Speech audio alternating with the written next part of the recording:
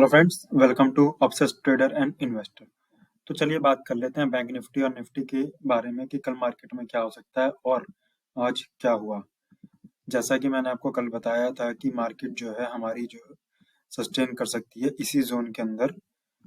और आज मैंने एक रील या फिर शॉर्ट भी डाला था यूट्यूब पे, शॉर्ट और इंस्टाग्राम पे रील डाली थी कि जो हमारा जोन है, अगर ये जोन 40,800 के ऊपर क्रॉस नहीं करता और 39 मतलब 40,000 के अराउंड का ये वाला जोन नीचे की तरफ क्रॉस नहीं करता है तो हम ट्रेड नहीं लेंगे, नो ट्रेड डे डिक्लेयर करते हैं आज के दिन को।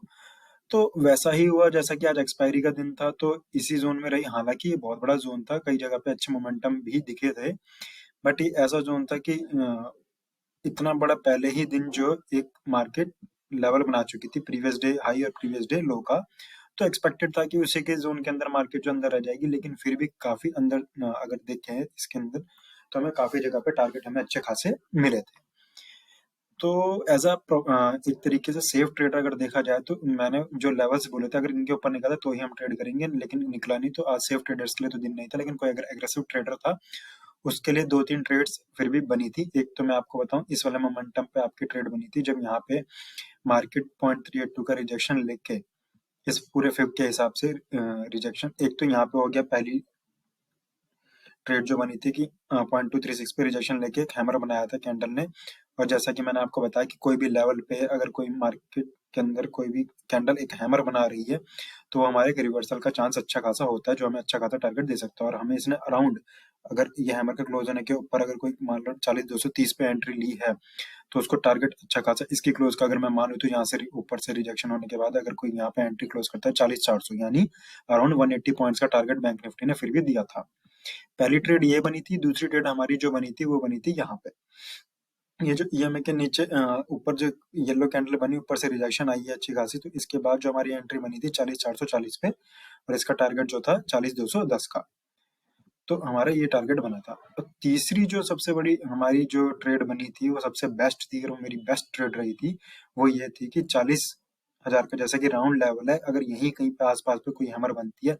पहली बात तो ये हैमर की जो स्ट्रेटेजी होती है मैं आपको ऐसे ही बता दे रहा हूँ कि हैमर अगर कहीं पे भी बनती है, लेकिन वो अगर लेवल पे किसी लेवल पे बन रही है, राउंड लेवल पे बन रही है, तो वो तो 70% चांस है वो सक्सेसफुल होगी ही होगी। जैसा कि आज भी हुआ, 40,000 नीचे ऊपर से लेके नीचे मार्केट आई, 40,000 के लेवल के अराउंड के आसपास यहीं से रिजेक्शन लेके एक हैमर बनाया है इसने। और वहीं से जो मार्केट आप देख सकते हो कितना अच्छा टारगेट दिया। अगर मान लो किसी ने यहाँ पे भी एंटर ली है 40,270 के आसपास में, और यहाँ पे किसी ने क्लोज करा हो तो उसको टारगेट 40,724, यानी अराउंड मोटा मोटा 450 पॉइंट का हमें टारगेट मिला था। तो ये तो हो गई आज की बात। अब हम कल की बात कर लेते हैं, कल क्या हो सकता है। जैसा कि मैंने आपको ये दो राउंड लेवल बता रखे थे, अब इसी राउंड लेवल पे मार्केट जो है ऊपर की तरफ 40,800 के आसपास क्या हुई है, बंद हुई है। ऑल दो 40,719 पे 24 पे बंद हुई है, लेकिन क्या होता है कि मार्केट में बैलेंस मतलब एक तरीके से सेटलमेंट के बाद जो मार्केट जो 40,659 पे बंद हुई है। तो हमारा जो लेवल है, अगला लेवल 40,800 का है। अगर ये ऊपर की तरफ अगर निकलता है तो हमारा टारगेट रह सकता है प्रीवियस स्विंग का। Previous swing in the sense, ऊपर से लेके जब मार्केट आई है तो यहाँ पर रिट्रेस करने के बाद वापस नीचे आई, तो हमारा प्रीवियस स्विंग कौन सा हुआ, ये वाला, यानी 41,212। मैं आपके लिए एक लेवल भी लगा देता हूँ, ये लो हॉरिजॉन्टल लाइन, ये हमारा लेवल रहेगा। इतना हमारा टारगेट रह सकता है जब इसके ऊपर मार्केट निकलती है। तो इतना ही टारगेट रख सकते हैं, बिकॉज ऊपर मार्केट जाएगी, बहुत स्लोली जाएगी। बिकॉज मार्केट में क्या होता है, जब भी बाइंग होती है यानी मार्केट मोमेंटम ऊपर का बनाती है तो बहुत धीरे धीरे जाती है, लेकिन मार्केट जब नीचे आती है तो एकदम बहुत तेजी से आती है। तो अगर मार्केट कल यहाँ से फ्लैट खुल के ऊपर की तरफ निकल रही है, जैसे 40,800 को तोड़ रही है थोड़ी देर सस्टेन करके, तो अच्छी खासी बाइंग आ सकती है और हमारा टारगेट 41,200 का रह सकता है। लेकिन अगर मार्केट यही यहाँ पे आपका मान लो गैप डाउन खुलती है 40,400 के आसपास अराउंड यहाँ पे, तो हम वेट करेंगे कि मार्केट मोमेंटम क्या दे रही है। मतलब पहली कैंडल जो है 15 मिनट की देखनी बहुत जरूरी होती है। आज भी बहुतों के साथ मैं मान सकता हूँ हुआ होगा, जिन्होंने 15 मिनट वेट नहीं करा होगा और वहां इसी कैंडल पे, पहली 15 मिनट की कैंडल पे यहाँ पे जब देखा होगा और भाई साहब इतनी बड़ी सेलिंग, और उन्होंने यहाँ पे कहीं पे पुट ले ली होगी।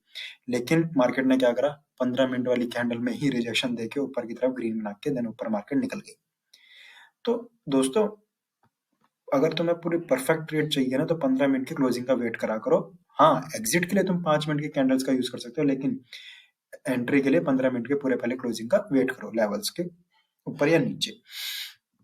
तो कल भी हम 15 मिनट का ऐसे ही वेट करेंगे। अगर कहाँ पे मार्केट जो है मोमेंटम देती है उस साइड में हम ट्रेड बना के चलेंगे। अगर नीचे की तरफ मोमेंटम दे रही है तो हम 40,000 का, जैसे कि मैंने पहले कल भी बताया था, 40,000 का लेवल रहेगा। और अगर इसको तोड़ता है तो पहला टारगेट हमारा ये रहेगा, यहाँ से जहाँ से हडल लिया है 39,762, देन फिर 39,400। सो कल के लिए हमारी ट्रेड यही बनती है। बैंक निफ्टी में तो अब बात कर लेते हैं निफ्टी की। निफ्टी में मैं अगर बात करूं, एक सेकंड इसको हटा देता हूं। निफ्टी में अगर मैं बात करूं तो निफ्टी में अच्छी ट्रेड्स दिख रही हैं। उसका रीजन ये है कि ये जो हमारा सपोर्ट है, ये 17,634 मैंने आज का ही नहीं बहुत पहले का लगा रखा है। आप मेरी अगर 5-6 दिन की पहले की वीडियो देखोगे तो यही जो लेवल है रेजिस्टेंस लेवल, ये मैंने बहुत पहले का लगा रखा है।